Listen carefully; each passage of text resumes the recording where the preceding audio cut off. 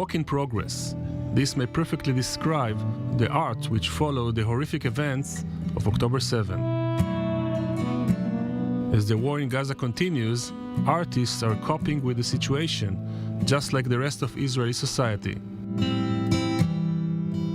A new exhibition at the Bible Lands Museum in Jerusalem displays contemporary works from after October 7 and ancient artifacts from the history of the Holy Land, a combination which examines how war has been depicted in the region throughout history.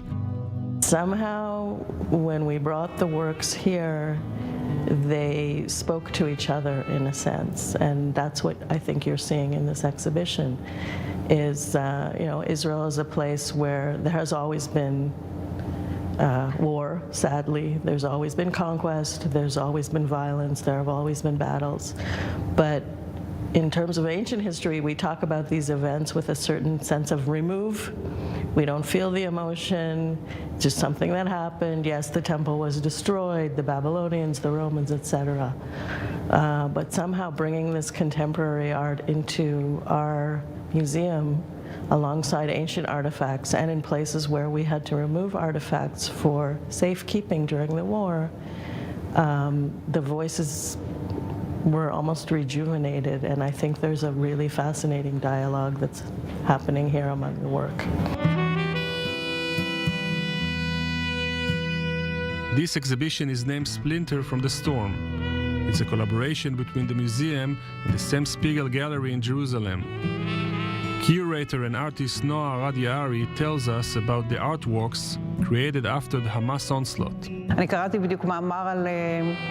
I just read an article about artistic reactions to 9/11.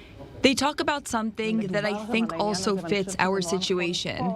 The fact that we can't fully understand the images that we see because they are so harsh and horrible.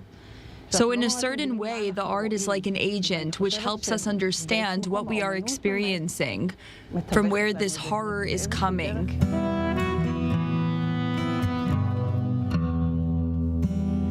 Some of the new items on display look like the ancient ones, such as this collection of jars which are covered with red paint which look like blood. This work by American artist Marlene Rubinstein is made from obituaries. This work started in 2016. She took obituary notices from the paper and made them into a string. She continues to work on this piece. It is an ongoing work, and she'll continue to work on it, perhaps until the wars are over or she'll run out of obituaries.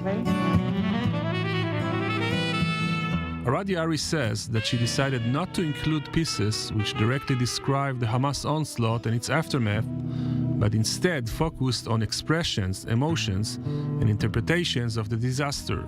Though some of the work seems rough, they give an interesting look at how this traumatic event is being responded to and how it was described in the past.